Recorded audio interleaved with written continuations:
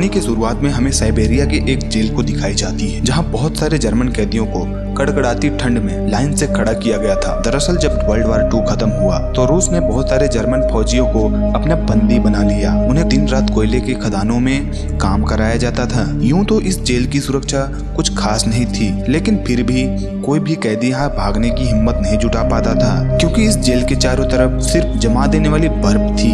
यह जेल किसी इंसानी गांव से पूरे 18,000 किलोमीटर दूर थी। अगर यहाँ से कोई कैदी भाग भी जाता तो साइबेरिया की कड़ाके की ठंड उसे जिंदा जमा देती है, जिसकी वजह से उसकी मौत हो जाती थी।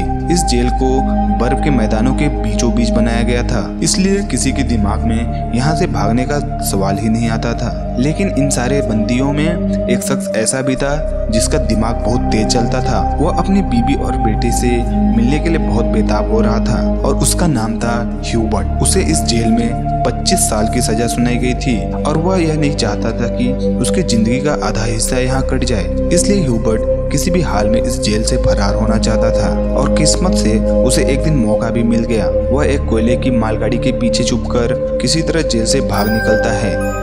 बाहर निकलकर उसने आसमान के चारों तरफ देखा और फिर उसकी खुशी का ठिकाना नहीं रह गया। लेकिन उसे पता नहीं था कि उसकी खुशी ज्यादा देर तक नहीं टिकेगी। थोड़ी ही दूर जाने के बाद मालगाड़ी अचानक से रुक गई। ह्यूबर्ट ने बाहर जागा तो उसने देखा कि एक रूसी सैनिक बंदूक ताने उसके पास खड़ा था और बदकिस्मती से वह पकड़ा जाता है। जेल से भागने की सजा में उसे एक खुली छत के नीचे ठूस दिया जाता है। यहाँ ठंड इतनी थी कि रात की बारिश उसकी हालत और उसकी पतलून ढीली कर दी। उस कमरे में उसे कुछ घंटे नहीं बल्कि पूरा दिन गुजारना पड़ेगा और 2 दिन गुजर जाने के बाद सुबह जेल का वार्डन उसके पास आया और उसे बाहर निकाला, मगर उसे कोई सजा नहीं दी गई। बस उसे इतना कहा कि तुम्हारे साथी तुम्हारा इंतजार कर रहे थे। उसे थोड़ी देर राहत मिली और जब ह्यूबर्ट अपने साथियों के पास पहुंचा, मारने के लिए इंतजार कर रहे थे, तो उसे सब डंडे और लाठियों से मारने लगे। वह सब ह्यूबर्ट से बहुत ज्यादा गुस्सा थे, क्योंकि उसके जेल से भागने की वजह से उनको पिछले 2 दिन से खाना नहीं दिया जा रहा था। इस पिटाई में ह्यूबर्ट इतना घायल हो गया कि उसे जेल के अस्पताल में भर्ती करना पड़ गया था। जेल का डॉक्टर भी एक जर्मन कैदी था। जैसे ही ह्यूबर्ट को होश आया, उसने डॉक्टर से कहा, मैं फिर से जेल से भागना चाहता हूँ और तुम्हारी मदद चाहिए मुझे। डॉक्टर उसकी हिम्मत देख हैरान रह जाता है कि इतना कुछ सहने के बाद यह बंदा अभी भी नहीं रुक रहा। एक जर्मन फौजी होने के नाते उसने ह्यूबर्ट को समझाया, इस जेल से जिंदा भागना नामुमकिन बिल्कुल भी नहीं है, पर तुम यहाँ से अगर भाग भी गए तो बाहर की कड़कड़ाती ठंड तुम्हें खत्म कर देगी।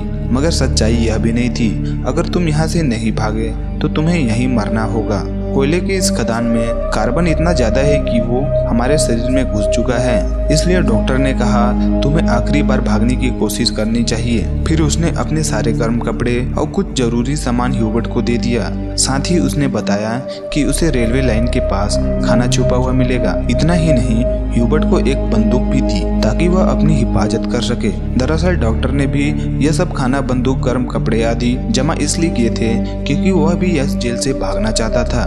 दरअसल इसे हम जेल ना बोल के इसे नर्क भी बोल सकते हैं। लेकिन हाल ही में उसे पता चला कि उसे कैंसर है और उसके पास 1 महीने से ज्यादा वक्त नहीं बचा हुआ है। इसलिए उसने ह्यूबर्ट की मदद करने की सोची और उसने ह्यूबर्ट को एक लास्ट चांस दिया और रात के अंधेरे में ह्यूबर्ट फिर से फरार हो जाता है। इस बार उसने मालगाड़ी की जगह पैदल चलने का फैसला किया। वह रात भर चलता रहा और वह सुबह भी नहीं रुका, क्योंकि उसे डर था कि रूस के सैनिक उसे पकड़ ना ले। सुबह जब वार्डन को खबर मिली कि ह्यूबर्ट फिर से भाग निकला है, तो वह सीधा डॉक्टर के पास पहुंचा, मगर तब तक डॉक्टर की जान चली गई थी, क्योंकि उसे पता था कि ह्यूबर्ट के भागने के बाद वार्डन उसे बहुत ज्यादा तड़पाएगा। जिसके बाद वार्डन ने कई रूसी सैनिकों को ह्यूबर्ट को खोजने के लिए भेज दिया और उसने जिंदा पकड़ने का हुक्म दिया था।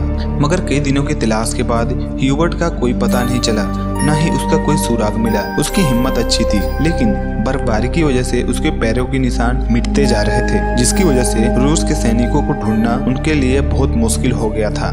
सबको लगने लगा कि ह्यूबर्ट ठंड की चपेट में आकर वह मर चुका होगा। लेकिन वार्डन को पता था कि ह्यूबर्ट हार मानने वाला नहीं था। वो जानता था कि ह्यूबर्ट बहुत मजबूत आदमी है और वह आसानी से नहीं टूटेगा। इसलिए उसने खोज जारी रखने के लिए आदेश दिया।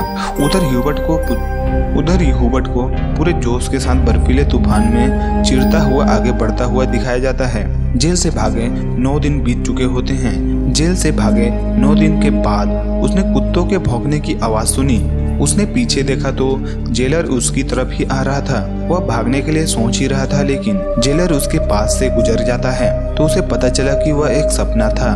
दरअसल वह 9 दिनों से पैदल चल रहा था और उसका खाना भी खत्म हो चुका था। भूख और थकान ने उसे तोड़ दिया था, मगर वह नहीं रुका और जैसे ही आगे बढ़ता रहा, उसे कुछ दिन बाद उसका शरीर सांस छोड़ने लगा और वह भूख की वजह से बेहोश सा हो गया था।